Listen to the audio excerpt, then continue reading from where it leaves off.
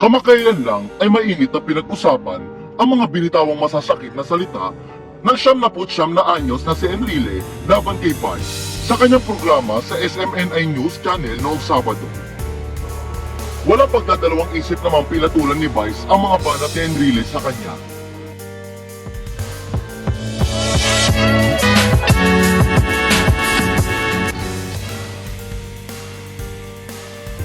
Kilala ng marami si Vice na hindi nagpapaapi sa kanyang mga bashers at kritiko. At madalas din magsalita pero idinadaan ang lahat ng kanyang patama sa pagpapatawa o biro. Sa episode nga ng Mini Miss You nitong Lunes ay nagpakawala ng sunod-sunod na buwelta si Vice laban kay Enrile. Tinawag kasi ni Enrile na bastos at abusado si Vice.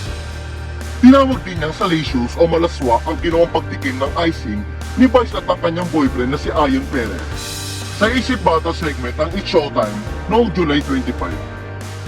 Bukod dito, iginiit pa ni Enrile na ang yaman at kasikatan ni Vice ay bunga umano ng kabastusan.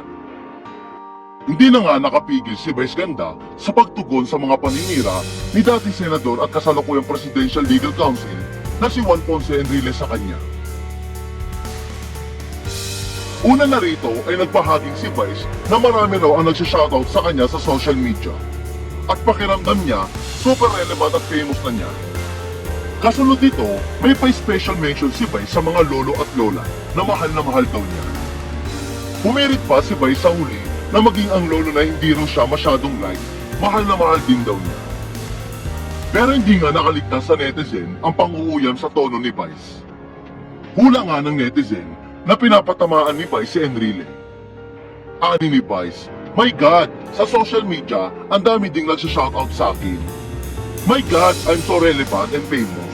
Lalong-lalo na yung mga lolo dyan, na mahal ako. Maraming salamat po. I love lolos and lolas. Promise, we love the elderly, our grandmas and our grandpas. We love you lolos and lolas. Pati na rin sa mga lolong hindi ako masyadong like, I still love you po.